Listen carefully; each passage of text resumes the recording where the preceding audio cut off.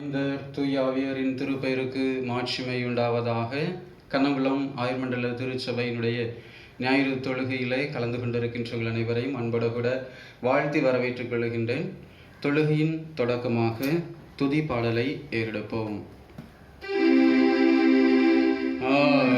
மங்கள் புகழ் வேதா நமோ நமோ வாகுதங்கு குருநாதா நமோ நமோ ஆயர் வந்தனை செய்வாதா நமோ நமோ அருரூபா ஏக மந்திரமுரு பூமா நமோ நமோ யோக தந்திரவாதி சீமா நமோ நமோ இயேசுவென்ற திருநாமா நமோ நமோ இறையோனே. வாருங்கள், ஆண்டவரை புகழ்ந்து பாடுங்கள், நமது மீட்பின் பாறையை போற்றி ஆர்ப்பரியுங்கள். ஆண்டவர் தோற்றுவித்த வெற்றியின் நாள் இதுவே. இன்று அக்களிப்போம், அக மகிழ்வோம். ஜெபம் செய்வோம். அன்பு நிறைந்த கடவுளே, எங்கள் பெற்றவரே, மனமகிழ்ச்சி நாளின் இக்காலை வேளைக்காக உமக்கு நன்றி கூறுகிறோம். உம்மை ஆவியோடும் உண்மையோடும் தொழுது கொள்ள மீண்டும் வாய்ப்பளித்து அமைக்காய் போற்றுகின்றோம். இயற்கையோடு இயைந்த வாழவும் ஒப்புரவுடன் திகழவும் எங்களை அழைக்கிறீர். இந்த அழைப்பை நாங்கள் ஏற்று இந்த சிறிதாவது முயற்சிகளை மேற்கொள்ள முடிந்திருக்கிறது. நன்றி படைக்கின்றோம். நீரை இந்த விழிப்புணர்வை எங்களுக்கு ஏற்படுத்தி தந்து வழிநடத்துகிறீர். இந்த மகிழ்ச்சியை நாங்கள் கொண்டாடவும் மீண்டும் எங்களை முழுமையாக இப்பணிக்கு ஒப்படைக்கவும் இந்த வழிபாடு புத்தாற்றல் தந்திட உதவுவீராக. தடைகளை தகர்த்து ஒப்புரவை நிலைநிறுத்துகிற எங்கள் மீட்பர் இயேசு கிறிஸ்துவின் வழியாக இவற்றை தாழ்மையோடு மன்றாடுகிறோம் இறையே. ஆமேன். தொடர்ந்து இறைநாம மகிமைக்காக ஞான பாடல் 11வது பாடலை பாடுவோம்.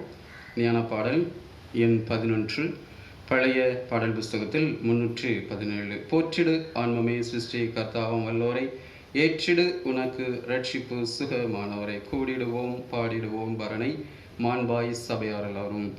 11வது ஞான பாடல்.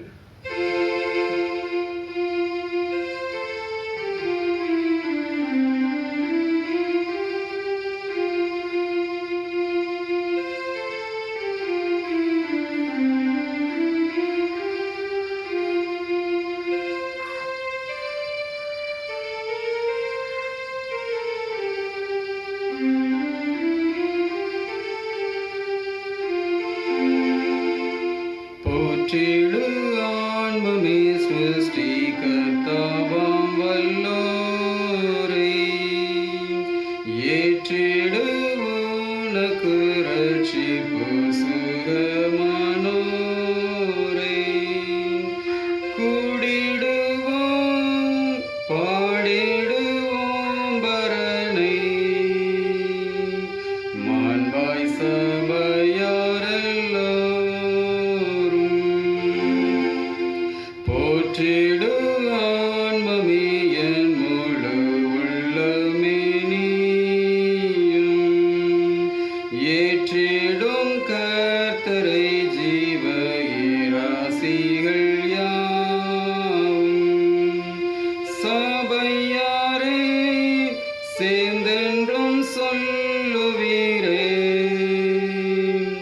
வணங்கி மகிழ்வாயா.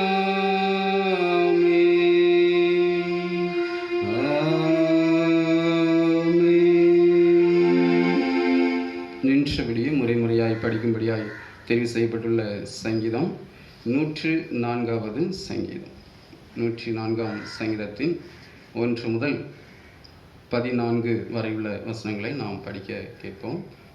முறைமுறையாய் படிப்போம். என் ஆத்துமாவே கர்த்தரை ஸ்தோத்திரி. என் தேவனாகிய கர்த்தாவை, நீர் மிகவும் பெரியவராய் இருக்கிறீர். மகிமையையும் மகத்துவத்தையும் அணிந்து கொண்டிருக்கிறீர். ஒளியை வஸ்திரமாக தரித்து வானங்களை திரையை போல் விரித்திருக்கிறீர். தமது மேல் வீடுகளை தண்ணீர்களால் மச்சு பாவி மேகங்களை தமது ரதமாக்கி காற்றினுடைய செட்டைகளின் மேல் செல்லுகிறார். தம்முடைய தூதர்களை காற்றுகளாகவும் தம்முடைய ஊழியக்காரரை அக்கினி ஜுவாலைகளாகவும் செய்கிறார். பூமி ஒருபோதும் நிலை பெறாதபடி அதன் ஆதாரங்கள் மேல் அதை ஸ்தாபித்தார். அதை வஸ்திரத்தினால் மூடுவது போல ஆழத்தினால் மூடினீர். பர்வதங்களின் மேல் தண்ணீர்கள் நின்றது. அவைகள் உமது கண்டிதத்தால் விலகி ஓடி உமது குமுறலின் சத்தத்தால் விரைந்து போயிற்று.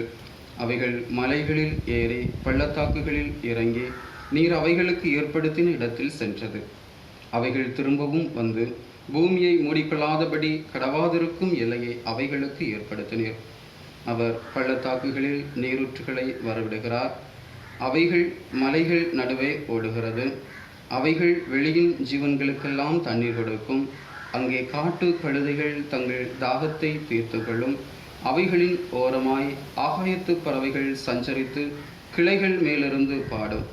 தம்முடைய மேல் வீடுகளிலிருந்து பர்வதங்களுக்கு தண்ணீர் இறைக்கிறார். உமது கிரியைகளின் பலனாலே பூமி திருப்தியாய் இருக்கிறது. பூமியிலிருந்து ஆகாரம் உண்டாகும்படி அவர் மிருகங்களுக்கு புல்லையும் மனுஷருக்கு உபயோகமான பயிர் வகைகளையும் முளைப்பிக்கிறார். பிதாவுக்கும் குமாரனுக்கும் பரிசுத்த ஆவிக்கும் மகிமை உண்டாவதாக. ஆதியிலும் இப்பொழுதும் எப்பொழுதுமான சதா காலங்களிலும் மகிமையுண்டாவதாக.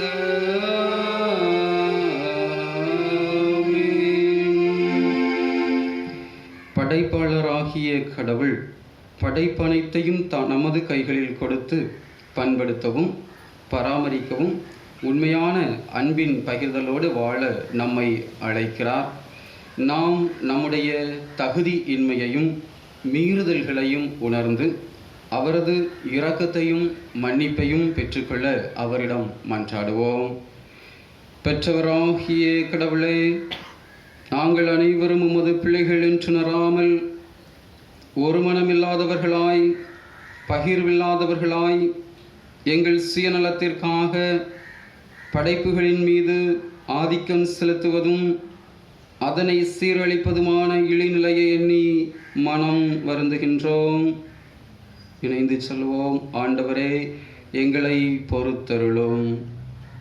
படைப்புகளின் மகத்துவத்தையும் உமது அன்பையும் பொருட்படுத்தாது உமது அருட்கொடையாகிய இந்த புவியின் வளங்களை கவனமின்மையோடும் எதிர்கால சந்ததியினருக்கென்று பாதுகாத்து வைக்காத தருணங்களையும் எண்ணி மனம் வருந்துகின்றோம். இணைந்து சொல்வோம். ஆண்டவரே, எங்களை பொறுத்தருளும். படைப்பு அனைத்தையும் மரியாதையுடன் நடத்தப்பட வேண்டியவை என்று உணராமல் சில வேளைகளில் இயற்கை அளிக்கப்படும் போது இறையரசின் தகவுகளை பெற்றிருந்தும் கண்டும் காணாதவர் போல நழுவி சென்ற இழிநிலையை எண்ணி மனம் வருந்துகின்றோம். ஆண்டவரே, எங்களை பொறுத்தருளும்.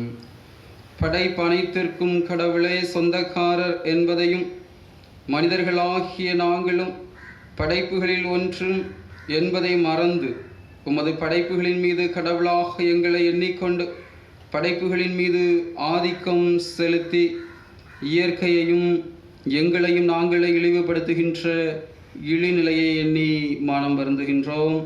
ஆண்டவரே, எங்களை பொறுத்தருளும். தனிப்பட்ட பாவங்களை நாம் ஆண்டவரின் சமூகத்தில் தாழ்மையாய் அறிக்கை செய்வோம்.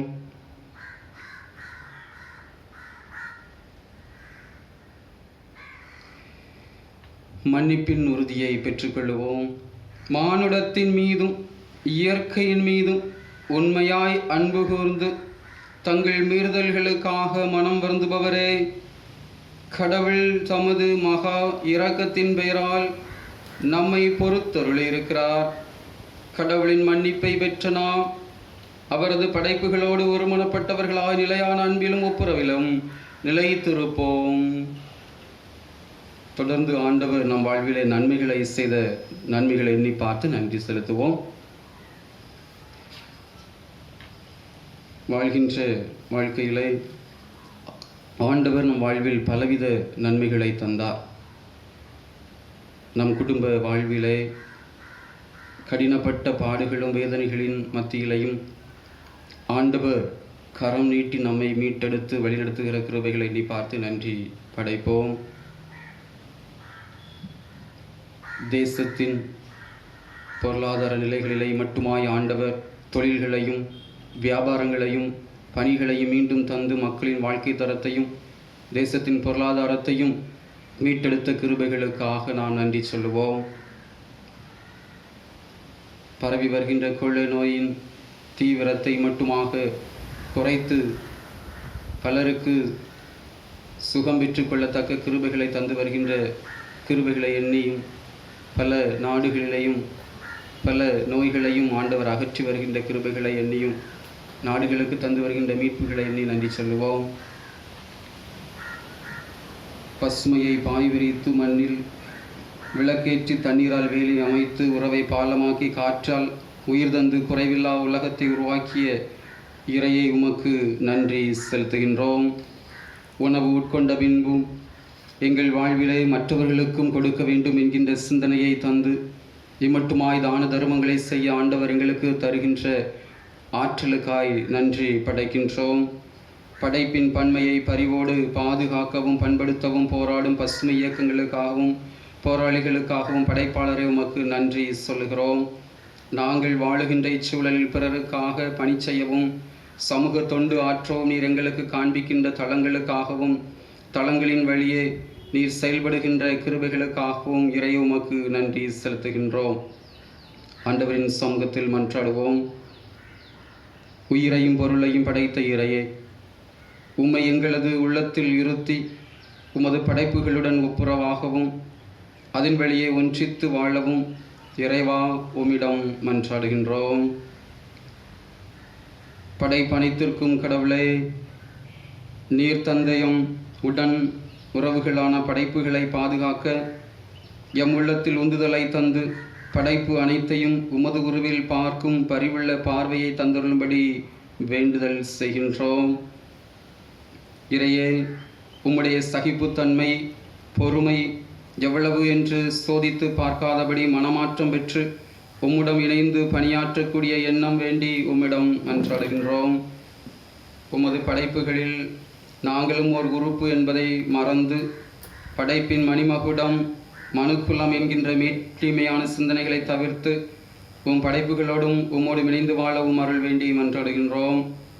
பரவி வருகின்ற கொள்ளை நோயினுடைய தாக்கத்தை ஆண்டவர் நீர் அகற்றி பல் உயிர்களை பாதுகாக்க வேண்டும் என்று சொல்லியும் இடத்திலே மன்றாடுகின்றோம்.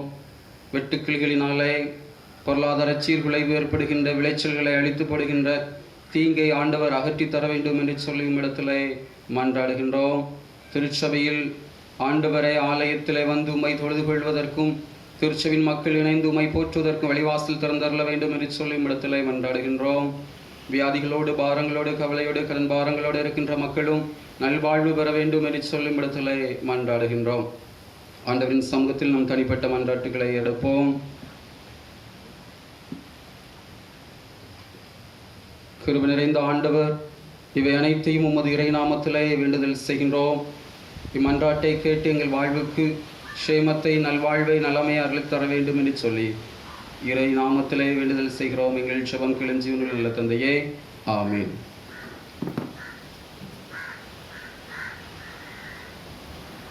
படிக்கும்படியாக தெரிவு செய்யப்பட்டுள்ள திருமுறை பகுதியானது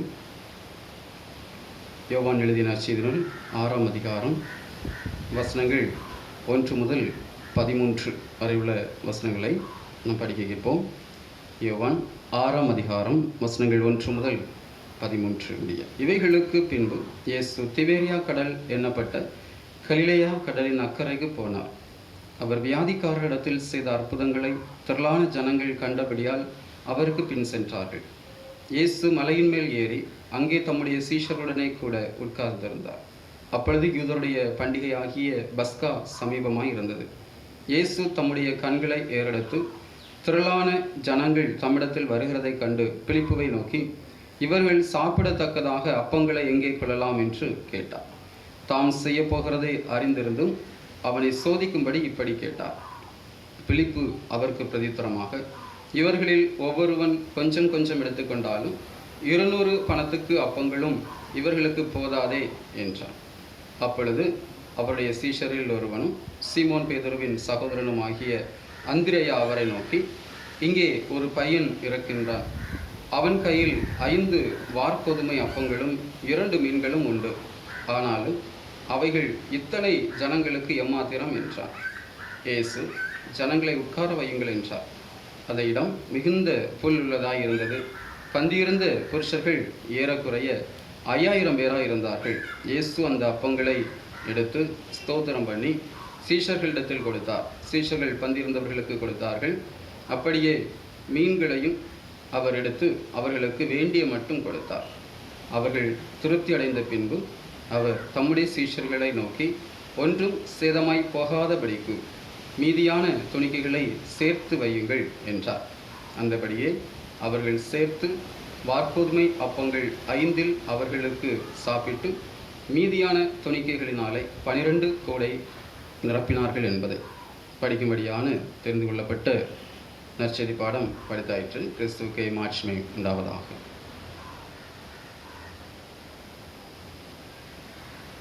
ஆண்டவரும் இரட்சகருமாக இருக்கிற இயேசு கிறிஸ்துவின் நாமத்திலே உங்களை அன்போடு மீண்டுமாக வாழ்த்துகின்றேன், வரவேற்றுக் கொள்கின்றேன். இந்த நேரத்திலேயும் நம் ஆண்டுடைய வார்த்தைகளை நாம் சிந்தனை செய்வோம். சிந்தனைக்காக ஆதாரமாக எடுத்துக்கொண்ட வேதவசனமானது யோவான் எழுதிய நற்செய்தி நூல் 6வது அதிகாரம் 12வது வசனம். யோவான் எழுதிய நற்செய்தி நூல் 6வது அதிகாரம் 12வது வசனம். அவர்கள் திருப்தி அடைந்த பின்பு அவர் தம்முடைய சீஷர்களை நோக்கி, ஒன்றும் சேதமாய் போகாதபடிக்கு மீதியான துணிக்கைகளை சேர்த்து வையுங்கள் என்றார் என்று சொல்லி நாம் பார்க்கின்றோம். ஆண்டவர் இயேசு கிறிஸ்து மீதியானவைகளை சேர்த்து வைப்பதற்கு இங்கே சீஷர்களுக்கு நமக்கும் கற்றுத்தருகின்றார். சேதமாய் போகாதபடிக்கு அவைகளை பாதுகாத்து வையுங்கள், அவைகளை உங்களிடத்தில் காத்து கொள்ளுங்கள் என்று சொல்லுகிறதை பார்க்க முடிகிறது. 12 கூடை நிறைய அங்கே மீதம் வருகின்றது. மீதம் 12 கூடை நிறைய எடுத்து ஒவ்வொரு சீஷர்களும் அதை எடுத்து பாதுகாக்கக்கூடிய ஒரு சூழ்நிலைகளை 12 சீஷர்களுக்கும் 12 கூடைகளை ஆண்டவர் இயேசு கிறிஸ்து ஆயத்தப்படுத்தி கற்றுக் கொடுக்கிறதை ஒரு நல்லதொரு பாடத்தை நாம் இந்த பகுதிகளை பார்க்க முடிகின்றது. இந்த நாளிலும் படைப்பு, ஆண்டவர் இந்த உலகிலே படைப்பை படைத்திருக்கின்றார். ஆனால் வேதம் இன்னொரு முறையிலே சொல்லுகிறது, இந்த படைப்புகள் எல்லாம் போராடி கொண்டிருக்கிறது, அது வேதனை அடைந்து கொண்டிருக்கிறது என்று அப்போஸ்தலனாகிய பவுல் சொல்லுகிறார்.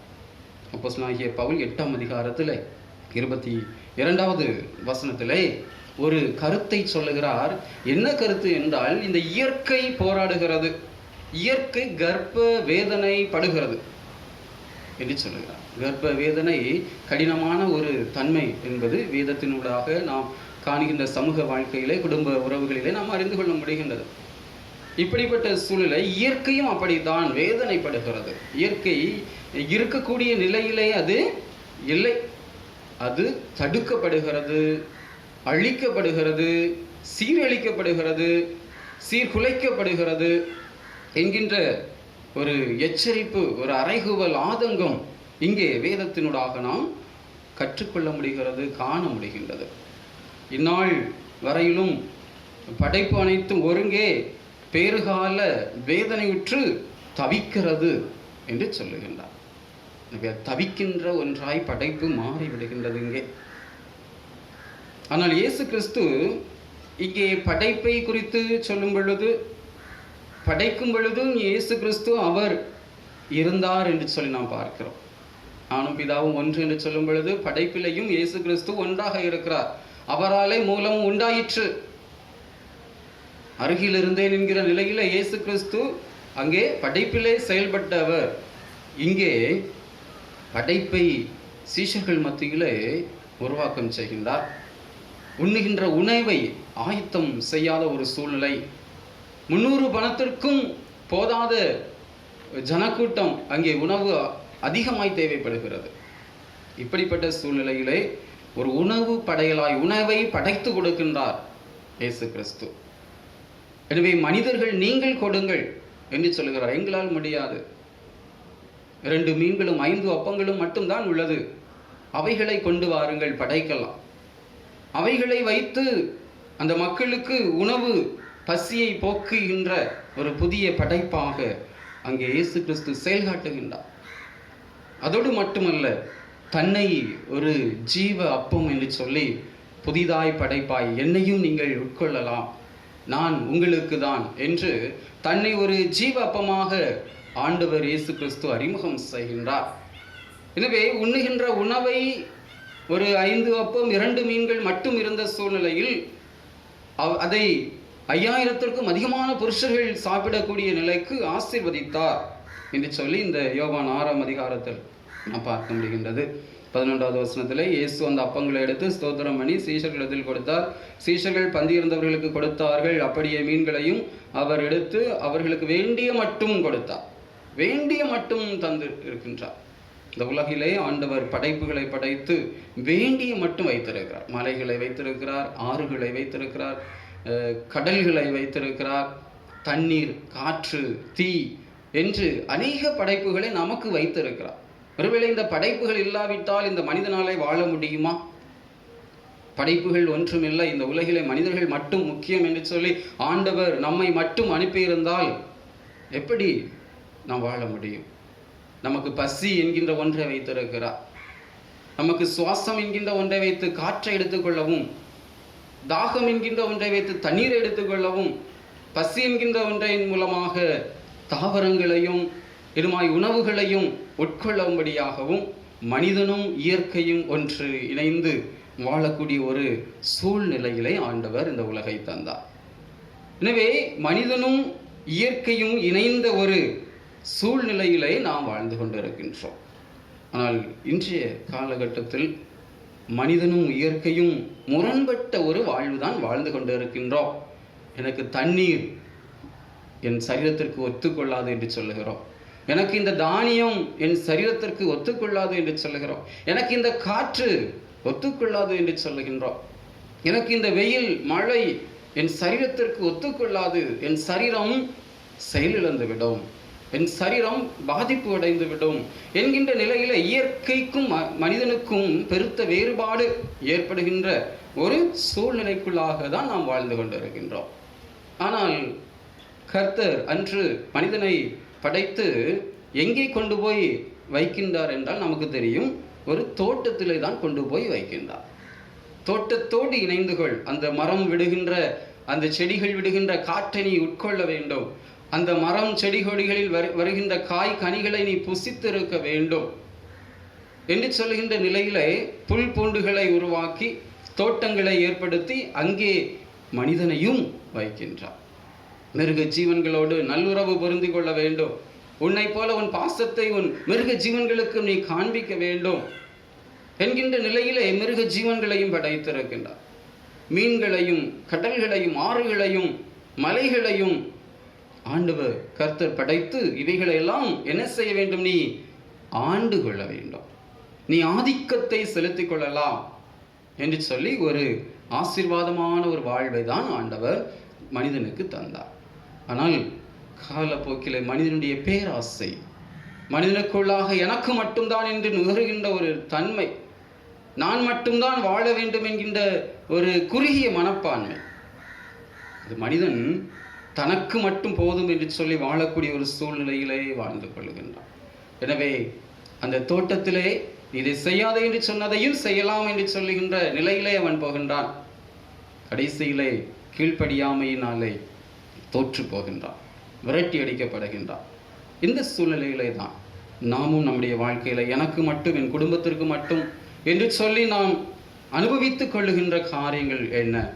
மற்றவர்களுக்கு இது வேண்டும், அவர்களுக்கும் வைத்து செல்ல வேண்டும் என்கின்ற நிலையிலே நாம் வாழ்ந்து கொண்டு இருக்கின்றோமா என்கின்ற கேள்வியை நாம் எடுத்துக்கொள்ள வேண்டும். காடுகளை அழித்து போடுகின்ற ஒரு நிலையிலே வாழ்ந்து கொண்டிருக்கிறோம். நீர்நிலைகளை எல்லாம் நீர்த்து போகச் செய்யக்கூடிய ஒரு நிலையில வாழ்ந்து கொண்டிருக்கின்றோம். வளர்ச்சி, நாகரிகம் என்கின்ற தன்மையில வீடு வாசல் ஏற்படுத்துவதற்கும் என்னுடைய ஆடம்பர வாழ்க்கையை நான் எதிர்கொள்வதற்கு அதிகமான இயற்கைகளை எல்லாம் நான் அழிப்பதற்கும் ஆயத்தம் என்கின்ற நிலையிலே தான் மனிதன் வாழ்ந்து கொண்டிருக்கின்றான். வேண்டிய மட்டும் போதும் என்று சொல்லுகின்ற நிலையிலே அல்லாமல் அதற்கு மேற்பட்ட ஒரு ஆடம்பரம் என்கின்ற ஒரு நிலைக்குள்ளே மனிதன் செல்லும் பொழுதுதான் இங்கே இந்த இயற்கை கர்ப்ப வேதனைப்படுகிறது, சீர்குலைக்கப்படுகிறது. எத்தனை காடுகள் அழிக்கப்படுகின்றது, எத்தனை விலங்கினங்கள் பறவைகள் அழிக்கப்படுகின்றது. ஏன்? பணத்திற்காக, பொருளுக்காக, ஆஸ்தி ஐஸ்வர்யங்களுக்காக, செல்வாக்குக்காக, ஆடம்பரத்திற்காக மனிதன் தன்னுடைய சுயநலத்தை வளர்த்து கொள்ளுகின்றார். ஆனால் வேதம் அழகாய் சொல்லுகிறது, இவைகள் எல்லாம் வேதனை உறுகிறது என்று சொல்லி. எனவே படைப்பை பாதுகாக்கின்ற மனிதர்களாய் மாற வேண்டும், அவைகளை பண்படுத்தி கொள்ள வேண்டும், அவைகளை பண்படுத்த வேண்டும் என்று சொல்லிதான் கர்த்தர் அந்த தோட்டத்திலே இந்த ஆதாமையும் ஏவாளையும் வைக்கின்றார். நீ பண்படுத்து, முதல் வேலை, உன்னுடைய வேலை ஒரு ஃபார்மர், ஒரு விவசாயியாக மாறு, உழைக்கின்றவனாக மாறு என்று சொல்லுகிறார். காரல் மார்க்ஸ் அழகாய் சொல்லுவார். காரல் மார்க்ஸ் சொல்லும் பொழுது, சமூகத்தினுடைய ஆதிக்க சக்தி படைத்த ஒரு வர்க்கம் என்றால் அது தொழிலாளர்கள் தான், உழைப்பாளர்கள் தான், உழைக்கின்றவர்கள் தான் சக்தி படைத்தவர்கள், சக்தி படைத்த வர்க்கம் என்று சொல்லுகிறார். எனவே அந்த சக்தி படைத்த வர்க்கமாக ஆதாமையும் ஏவாளையும் அந்த தோட்டத்திலே கடவுள் வைக்கின்றார். உங்கள் சக்தியை இயற்கைக்கு நீங்கள் பயன்படுத்துங்கள், பாதுகாக்க பயன்படுத்துங்கள் என்று சொல்லு. ஆனால் இன்றைக்கு பண்படுத்த நம் சக்தியை பயன்படுத்துகிறோமா, பாதுகாக்க பயன்படுத்துகிறோமா என்கின்ற ஒரு கேள்வியை எழுப்பி பார்க்க வேண்டும். எனவே ஆண்டவருடைய எண்ணமெல்லாம் நான் படைத்த இயற்கை, மலைகள், காடுகள், குன்றுகள், ஆறுகள், தாவரங்கள், விலங்கினங்கள், கடல், மீன்கள், கடல்வாழ் உயிரினங்கள் என்று சொல்லி அனைத்தையும் படைத்திருக்கிறேன். இவைகளெல்லாம் மனிதர்களுக்கு வேண்டியவைகள் என்று சொல்லி ஆண்டவர் தந்த ஐஸ்வர்யம் அதுதான், சொத்துக்கள் அதுதான். இவைகளை முறையாய் பயன்படுத்த வேண்டும். எனவே இயற்கையும் மனிதனும் இணைந்த ஒரு வாழ்வை தான் வேதம் நமக்கு திருமறையின் வழியாக நாம் கற்றுக்கொள்ள முடிகின்றது. எனவே இந்த இயற்கையை பண்படுத்துகின்றவர்களாக, சீர்படுத்துகின்றவர்களாக நாம் வாழ வேண்டும். பொறுப்பாளிகள், இயற்கைக்கு நாம் பங்காளிகள் என்பதை மறந்து போகக்கூடாது. எனவே இயற்கையோடு இணைந்த ஒரு வாழ்க்கையை தான் நாம் நமக்குள்ளே ஏற்படுத்திக் கொள்ள வேண்டும்.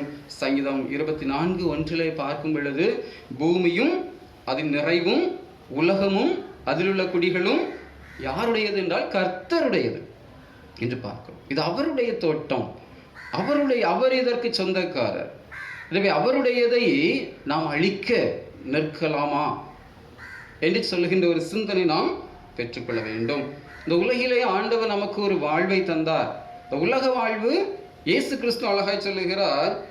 என்ன சொல்லுகிறார் என்றால், யோவான் எழுதி நற்செய்தி நூலிலே அவர் அழகாய் சொல்கிறார். 17வது அதிகாரத்தில் பார்க்கும் பொழுது, உலகத்தினுடைய அந்த தன்மை, மனிதர்களுக்கும் உலகிற்கும் உள்ள அந்த ஒப்புரவு எப்படி என்று சொல்லுகிறார்.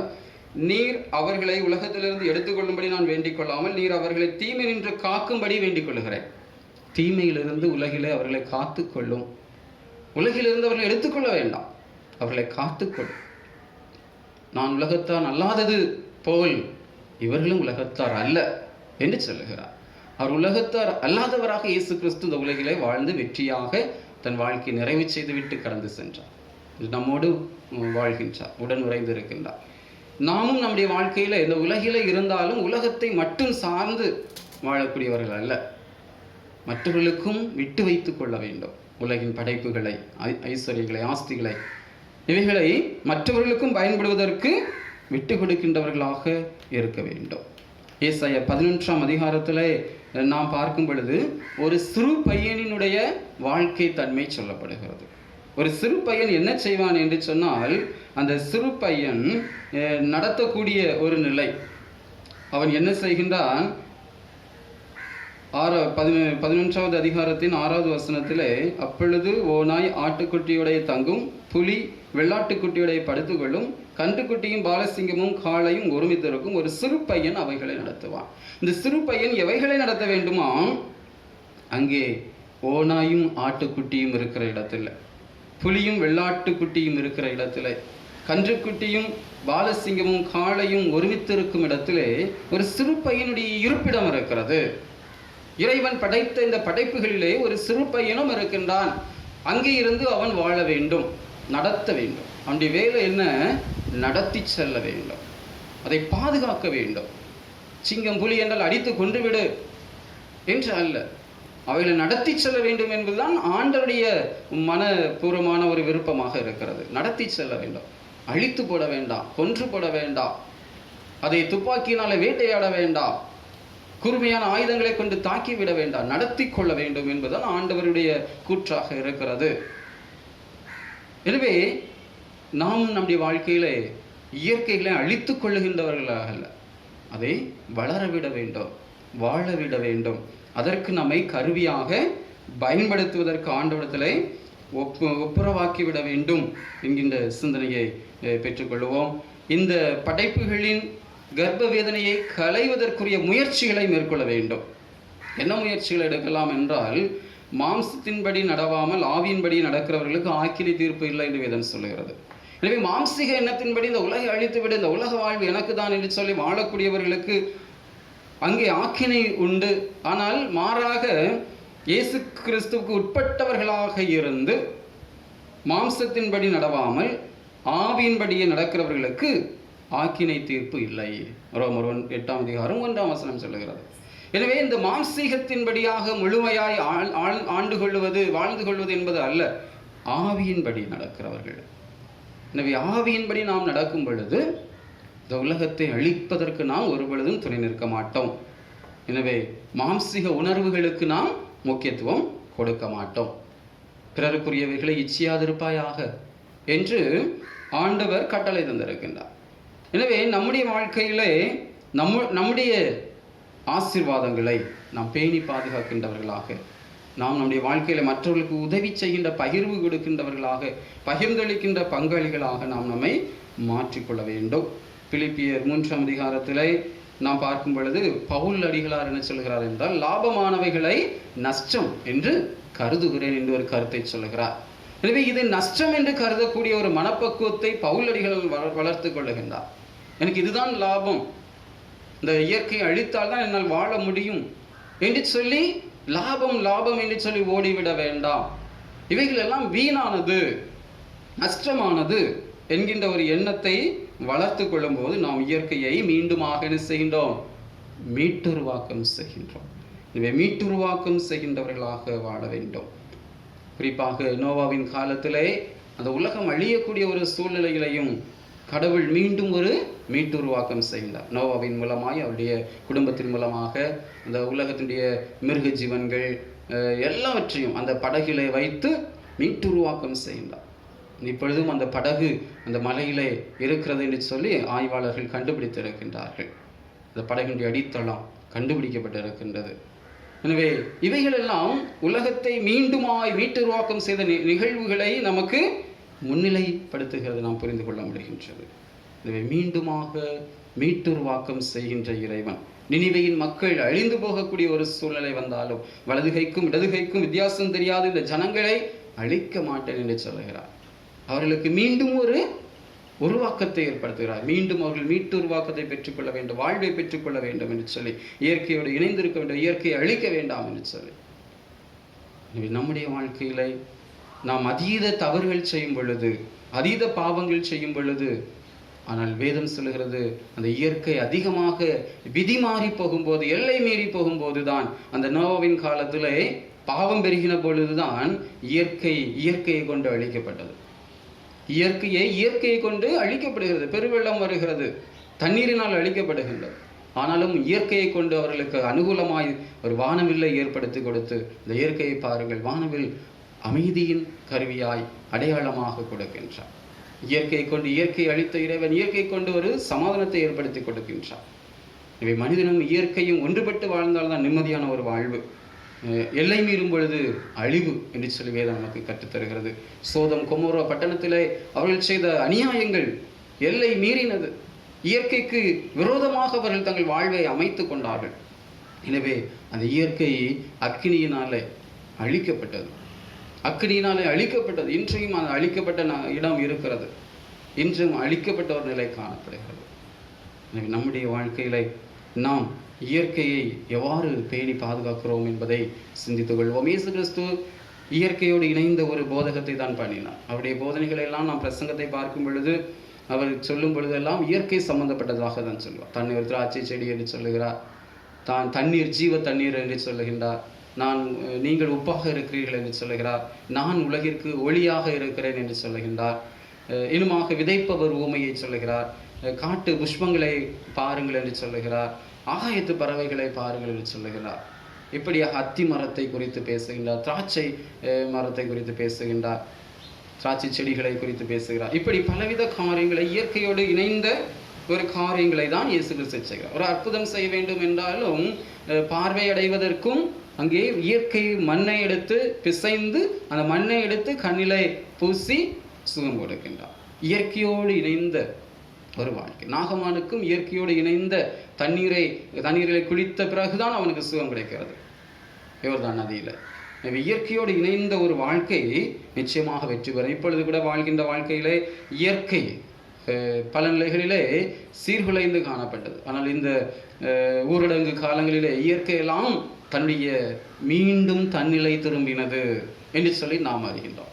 மீண்டும் தன்னிலை திரும்பினது. புகையற்ற ஒரு நல்ல ஒரு காட்சியை நாம் பார்க்கின்றோம். நல்ல ஒரு சுவாசிப்பதற்கு ஒரு ஆக்சிஜன் கிடைத்திருக்கிறது, நல்ல தெளிந்த தண்ணீர் கிடைத்திருக்கின்றது, நல்ல ஒரு வாழ்க்கையை நாம் பெற்றிருக்கின்றோம். அதே போல இன்னுமாக மரம் வளர்த்து இயற்கையை நாம் என்ன செய்யலாம், மீண்டும் மீட்டுருவாக்கம் செய்யலாம். ஆற்று மண் எடுக்கின்ற காரியங்களை தடுத்து மாற்று வழிகளை எம்சண்டு போன்றவைகளை கண்டுபிடித்து இயற்கையை பேணி பாதுகாக்கக்கூடிய ஒரு நிலைகளை காணப்படுகின்றது. அதே போல BS6 என்று சொல்கின்ற காற்று புகை அதிகமாய் புகை இல்லாத நல்ல ஈகோ ஃப்ரெண்ட்லி என்கின்ற இன்ஜின்களை எல்லாம் கார்களிலே வாகனங்களிலே பயன்படுத்தி இந்த நாளிலே பாதுகாக்கப்படுகின்ற ஒரு முயற்சிகள் மேற்கொள்ளப்படுகிறது. பிளாஸ்டிக்கினால இயற்கை மண், இயற்கையின் உயிரினங்கள் எல்லாம் அழிந்து போகின்றது, நீர் வளம் குறைந்து போகின்றது, இயற்கை கெட்டு போகிறது. எனவே அதையும் தடுத்து என்ன செய்கின்றோம், இயற்கையின் பொருள்களிலே தட்டுக்களையும் கப்புகளையும் பயன்படுத்திக் கொள்கின்றோம். இப்படிப்பட்ட ஒரு மாற்று முயற்சிகளை நாம் வாழ்வதற்கு இப்பொழுது உந்துதல் பெற்றுக்கொண்டு இருக்கின்றோம். எனவே நம்முடைய வாழ்க்கைகளை மீண்டுமாய் ஒரு ஏதேன் தோட்டமாக நம்முடைய வாழ்க்கையை மாற்றி நாம் இயற்கையோடு இணைந்த ஒரு வாழ்க்கையை நாம் ஏற்படுத்தி நாம் வாழ வேண்டும். அப்பொழுது ஆண்டவர் அந்த இயற்கையின் தோட்டத்திலே தான் என்ன செய்கின்றார், இணைந்து இருக்கின்றார். பகலின் குளிர்ச்சியான வேளை, இப்பொழுது நாம் ஏசி போட்டிருக்கிறோம், ஆனால் குளிர்ச்சியான ஒரு அனுபவத்தை ஏதேன் தோட்டத்தில் இயற்கையாக மரங்களின் மூலமாக அங்கே கடவுள் கொடுத்தார், இயற்கையாக வாழ்வதற்கு. எனவே இந்த பழங்களையும் சாப்பிட்டு இயற்கையாய் வாழுங்கள். எனவே இந்த நாளிலே சிந்தனைக்கு தரப்பட்ட தலைப்பு கூட அதுதான், இயற்கையோடு என்ன செய்யணும், இயற்கையை காப்பாற்ற வேண்டும், இயற்கையை மீட்டுருவாக்கம் செய்ய வேண்டும். நம்முடைய வாழ்க்கையில இயற்கையெல்லாம் அழிப்பதற்கு தான், நான் வாழ்வதற்கு தான் என்கின்ற ஒரு எண்ணத்தோடு நாம் ஒருவேளை இருந்திருக்கலாம். பிறகு எப்படி நாம் பொருள்களை எல்லாம் எதிர்கொள்வது என்று சொல்லி ஆடம்பரங்களை குறைத்துக் கொள்வோம். ஆடம்பரங்களை குறைத்து இயற்கையை பயன்படுத்தினாலே நாம் ஆண்டவருக்கு செய்கின்ற ஒரு கைமாறாக இருக்கும். எனவே நம்முடைய வாழ்க்கையில இயற்கைக்கு முக்கியத்துவம் கொடுப்போம். ஒரு சிறிய கதையை சொல்லி நான் நிறைவு செய்கின்றேன். ஒரு முதிய ஒருவர் ஒரு நாள் தன்னுடைய வீட்டை விற்பதற்கு விளம்பரப்படுத்தினார். அழகான ஒரு வீடு, ஒரு நல்ல இடத்துல இருந்தது, நல்ல மரங்களோடு நல்ல சோலையாக ஒரு வீடு இருந்தது. அந்த வீட்டை விற்று கொள்வதற்கு விளம்பரப்படுத்தினார். அநேகர் வந்தார்கள். ஆனால் அவர் கேட்ட விலைக்கு ஒரு நபர் அதிகமாக நான் தருகிறேன் சொல்லி அதை வாங்கி கொள்ளுகின்றார். உடனடியாக விலைக்கு அதிகமாக இந்த நபர் இடத்திலே பெற்றுக்கொண்டாரே, இவருக்கு நான் நல்லது செய்ய வேண்டும், இந்த மரங்களை எல்லாம் வளர்த்து கொடுக்க வேண்டும், இந்த செடிகள் எல்லாம் ஒன்றுமே செய்யக்கூடாது, எல்லாவற்றையும் அவர் வைத்துக் கொள்ளட்டும், இந்த மரங்களை வெட்டி கொள்ள வேண்டாம், செடிகளை வெட்டி கொள்ள வேண்டாம், எல்லாவற்றையும் அப்படியே அவருக்கு நாம் கொடுத்து விடுவோம் என்று சொல்லி நல்ல நல்ல மரங்களோடும் நல்ல செடிகளோடும் கொடுத்து விடுகின்றார். நல்ல எதிர்கால சந்ததியினர் சந்தோஷமாக இந்த இடத்துல இருக்கட்டும் என்று சொல்லி அவர் கொடுத்து மறுநாளிலே வந்து பார்க்கும் பொழுது அந்த இடத்துல மரமும் இல்லை, செடியும் இல்லை, வீடும் இல்லை, எல்லாம் தகர்க்கப்பட்டு போயிருந்தது. இவருக்கு ஒரே கவலை, இத்தனை ஆண்டு காலமாக நான் பேணி பாதுகாத்த மரம், நான் சிறு வயதிலே வளர்த்த மரம், ஆசை ஆசையாய் எனக்கு கூட வேண்டாம் என்று சொல்லி இந்த நபருக்கு விட்டு கொடுத்தேன், இவருடைய பிள்ளைகளுக்கு விட்டு கொடுத்தேன். ஆனால் இவர் ஒரு நிமிடத்தில் எல்லாவற்றையும் பெரிய ஜேசிபி இயந்திரங்களை கொண்டு வந்து எல்லாம் வெட்டி வீழ்த்தி விட்டாரே என்கின்ற ஒரு மனவேதனை அவருக்குள்ளே வந்தது. கூப்பிட்டு கேட்கின்றார், என்ன, ஏன் இப்படி செய்தீர்கள்? இது என்னுடைய பொருள், நான் உங்களிடத்திலிருந்து வாங்கிவிட்டேன், எனக்கு இது தேவையில்லை. நான் இங்கே ஒரு பெரிய நீச்சல் குளத்தை வைப்பேன், இங்கே பெரிய ஒரு கட்டிடத்தை ஏற்படுத்தி பல குடும்பங்களை இந்த இடத்துல அப்பார்ட்மெண்ட்டாக கட்டி வைத்திருப்பேன், இந்த இடத்தை ஒரு பெரிய ஊராக மாற்றப் போகிறேன் என்று சொல்லி அவர் பதில் கொடுத்தாராம். இன்றைக்கும் இயற்கையை எல்லாம் அழித்து நாம் நாகரிகம் என்கின்ற நிலையில் நாம் ஒரு குறிப்பிட்ட இடத்தில் அடுக்குமாடி குடியிருப்புகளையும் ஏற்படுத்தி நாம் வாழ்ந்து கொண்டிருக்கின்றோம். நெருக்கமான ஒரு சூழ்நிலைக்குள்ளாக இருக்கின்றோம். ஒரு சதுர அடிக்குள்ளாய் அநேகர் வாழக்கூடிய ஒரு நிலைக்குள்ளாக நாம் தள்ளப்பட்டு கொண்டிருக்கின்றோம். எனவே நம்முடைய வாழ்க்கை இயற்கையை விட்டு தூரம் சென்று கொண்டிருக்கிறது. ஆனால் ஆண்டவர் படைத்த பரிசு பொருள் இயற்கை. அந்த இயற்கையும் நாமும் இணைந்த ஒரு வாழ்வு. உண்ணுகின்ற உணவு இருந்தாலும் சரி, குடிக்கின்ற தண்ணீர் என்று சொன்னாலும் சரி, நாம் சுவாசிக்கின்ற காற்று என்று சொன்னாலும் சரி, நாம் இருக்கின்ற சூழ்நிலை என்று சொன்னாலும் சரி, அவைகளை இயற்கையாக உட்காரும். இயற்கையான காற்றையும் இயற்கையான குளிர்ச்சியையும் இயற்கையான தண்ணீரையும் இயற்கையான உணவுகளுக்கு முக்கியத்துவம் கொடுத்து ஆண்டவர் அதன் மூலமாய் பரிபூர்ண சுகத்தை தருவார், பரிபூரண ஒரு ஆற்றலை தருவார்.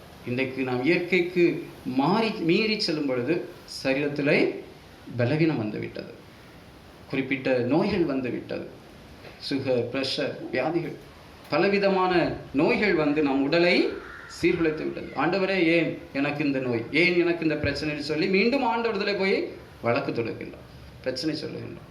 எனவே ஆண்டவர் நமக்கு காண்பித்த வழி இந்த இயற்கையை பயன்படுத்து என்று சொல்லி, ஆனால் நாமும் இயற்கையை விட்டு தூரம் செல்வதுதான் நாகரிகம் என்று சொல்லி நாம் என்ன செய்கின்றோம்?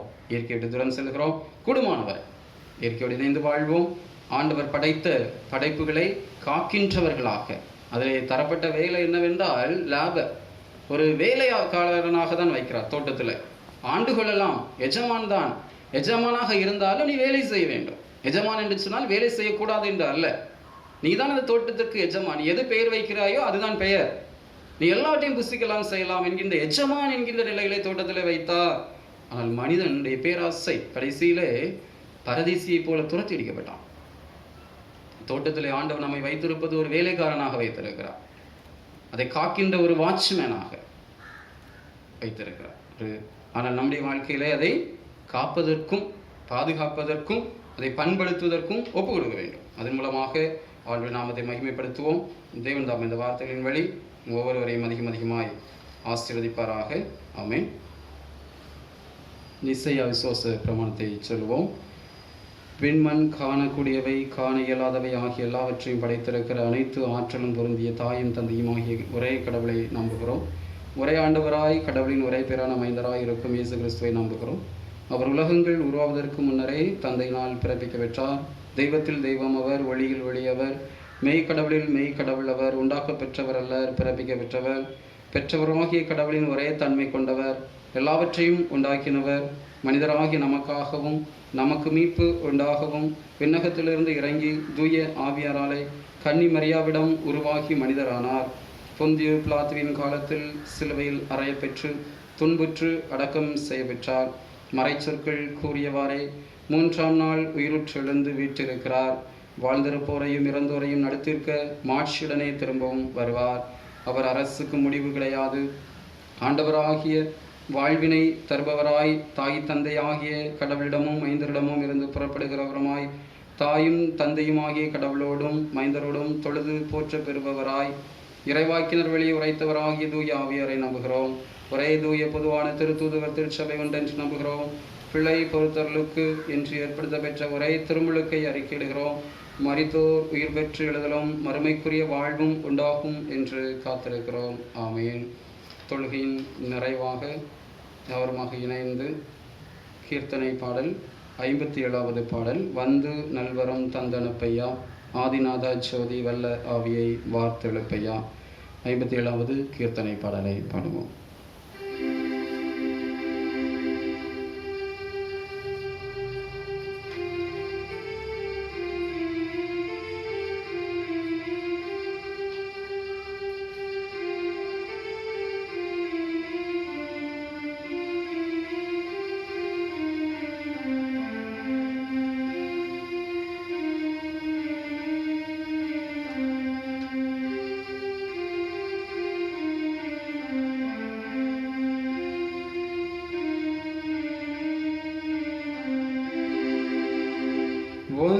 நல்வரம் தந்தனு பையா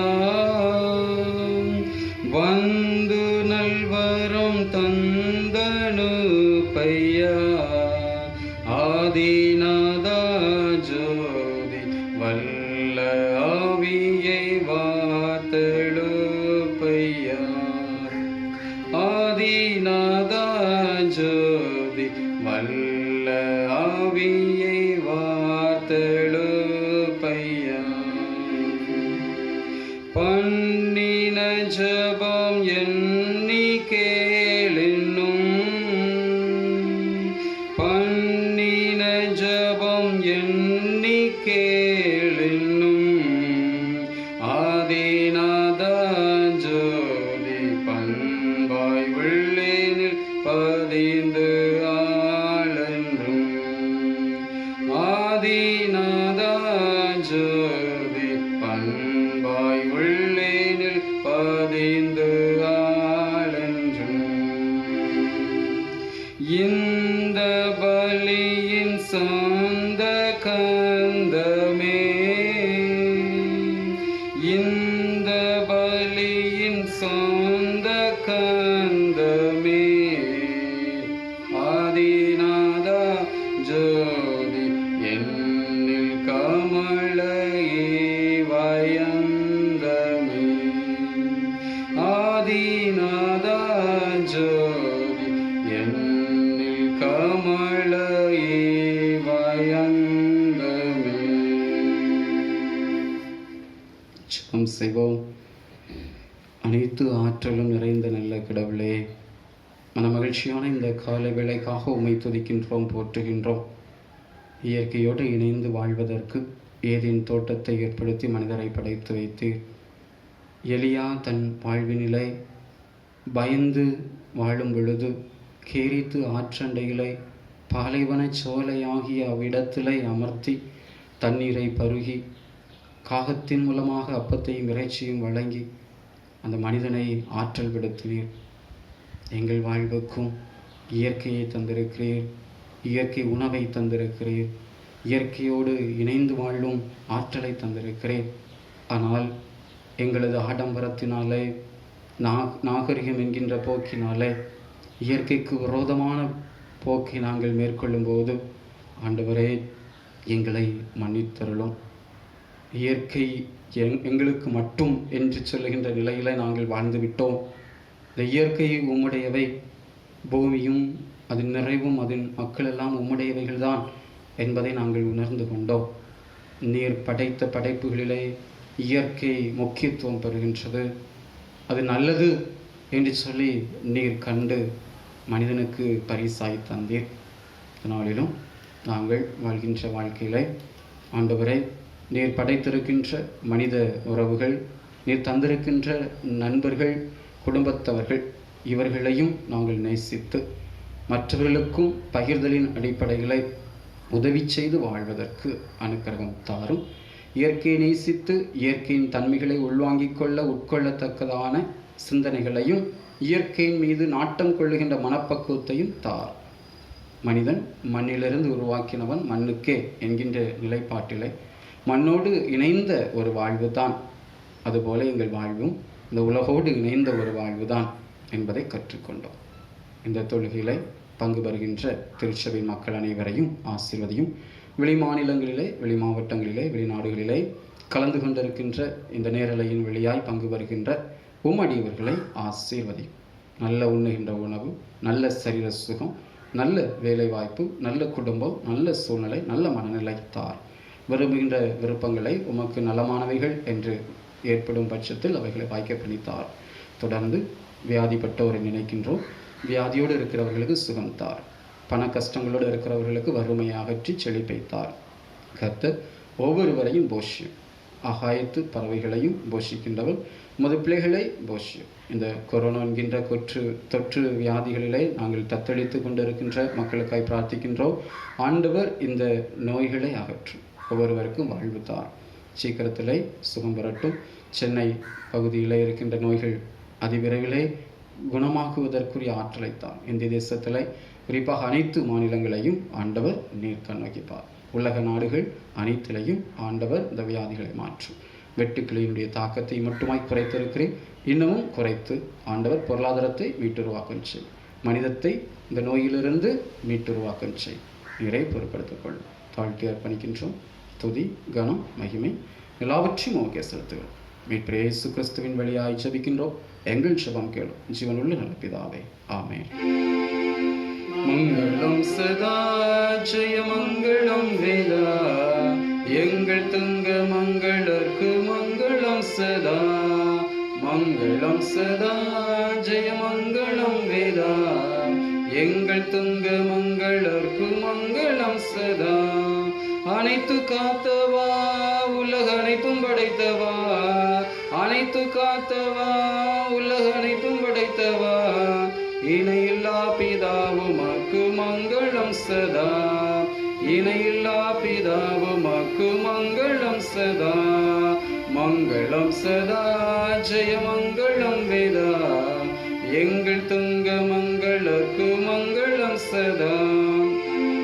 ஆசீர்வாதம் நமது ஆண்டவரும் இரட்சகருமாக இருக்கிற இயேசு கிறிஸ்துவின் கிருபையும் பிதாவாகிய கடவுளுடைய அன்பும் பரிசுத்த ஆவியானவரின் இடையறாத ஐக்கியோடும் நம் அனைவரோடு விசேஷமாக திருச்சபையோடு, திருச்சபையின் பணிகளோடு, திருச்சபையின் மக்களோடு என்றும் என்றுமான சதா காலங்களிலையும் நிறைவாய் தங்கியிருப்பதாக.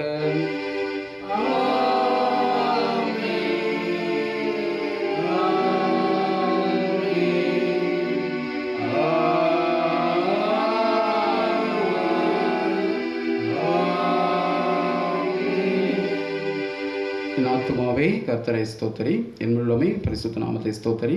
என் ஆத்துமாவே கர்த்தரை ஸ்தோத்திரி, அவர் செய்த சகல உபகாரங்களையும் மறவாதே. ஆமென். ஆண்டவர் இயேசு கிறிஸ்து கற்பித்த இறைவேண்டலை சொல்வோம். விண்ணுலகில் இருக்கிற எங்கள் தாயும் தந்தையும் ஆகிய கடவுளை, உமது பெயர் தூயதென போற்ற பெறுக, உமது ஆட்சி வருக, உமது திருவிழம் விண்ணுலகில் நிறைவேறுவது போல் மண்ணுலகிலும் நிறைவேறுக. இன்று தேவையான உணவை எங்களுக்கு தாரும், எங்களுக்கு எதிராக குற்றம் செய்தோரை நாங்கள் மன்னித்துள்ளது போல எங்கள் குற்றங்களை மன்னியும், எங்களை சோதனைக்கு உட்படுத்தாதேயும், தீயோனிடமிருந்து எங்களை விடுவியும். ஆட்சியும் வல்லமையும் மாட்சியும் என்றென்றும் உமக்கே. ஆமென்.